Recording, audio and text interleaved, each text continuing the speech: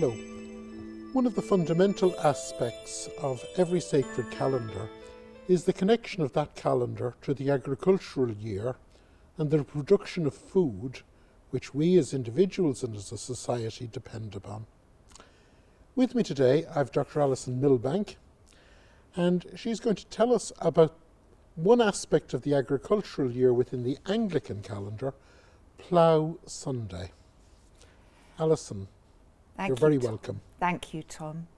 Plough Sunday began in about the 8th century when it was introduced to Britain by the Anglo-Saxon church coming from Gaul. It's very much a feast about the beginning of the agricultural year after Christmas. So for 12 days, nobody does any work in the fields. And then you have Epiphany, the feast of the coming of the wise men.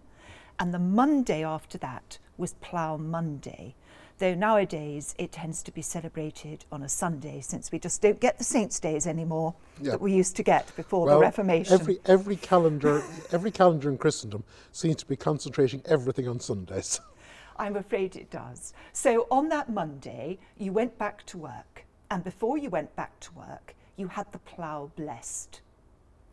The plough would be blessed by the priest, and then you went to work. And in the Middle Ages, they kept a plough light in the church in front of the altar, which was kept up locally, and in fact a plough in the church all year. Because a plough, of course, is a fundamental instrument for promoting life. And so it's a way of praying. It is a way of praying. Godspeed the plough was what they used to pray, and there were lots of songs about this. The plough that breaks the land, that your whole life as a community depends on. So in the Middle Ages, that light was paid for, often by guilds who got together to keep that light going, because that light represented their common need for sustenance. And so people who didn't have their own ploughs, and that was nearly everybody, would borrow the common plough. And that was sort of kept up communally. And that went on beyond the Reformation, because people still needed common ploughs. And so to this day, for example, in the village of Morton in Nottinghamshire, they don't bring the modern plough into church because it doesn't fit. St Dennis Church is quite tiny, but they have the modern plough outside and a representative ancient plough, which is still used for ploughing matches and things like that locally, into the church, where it's blessed. And then they have folk songs. There are still ploughboy songs that are often quite critical of masters, because Plough Monday is also quite a carnivalesque day. That may go back actually to the late 18th century, when farming was obviously, thanks to enclosure, farms were getting bigger. Farming practices were concentrating power in big farms. You needed lots of young men.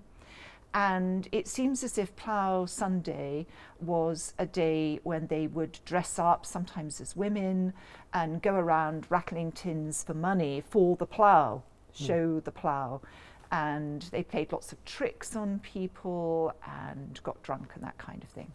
Well, of course, one of the aspects of Plough Monday is that Plough Monday, in a way, is, because it comes immediately after Christmas, but it comes really sort of at the beginning of spring, that it's the beginning of the agricultural year. And one of the aspects of it liturgically, certainly in the Middle Ages, was that it was consecrating the new agricultural year. It's an invocation of divine help at the beginning of the new agricultural year, and the awareness that the agriculture is, of course, not just the famous line from the liturgy, it's the work of human hand. It's God's grace and the work of human hands. As we say in the liturgy, that's right. And there was a female version, and that was Distaff Tuesday. Oh, no, right, right, okay. The women picked up their distaff again to prepare the wool. Right. So there's another aspect of the agricultural year where it's the work of human hands, but the invocation of God on the distaff. And so that was equally important in a way. You know, So Plough Monday is not just, it's a moment in the agricultural year, it's invocation of God on work, it's the awareness of our dependence on the creation and food and ultimately on God, but it's also the sense that all human work somehow fits into the divine plan, just the ploughing for the men and the distaff for the women. Absolutely. There is an equal contribution. And the women, of course, will have their contribution later in the agricultural year when we get that far. And of course, there's the other problem is that I'm always struck by how immune I am from the year. I get my food from a supermarket. I expect it to be there. I expect the same food to be available 365.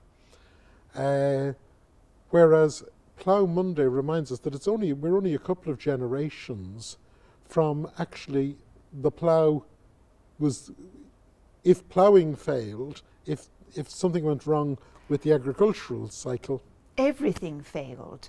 And it's interesting that after the Second World War, there was a direct attempt by the Church of England to revive these agricultural practices, because that was the time of rationing.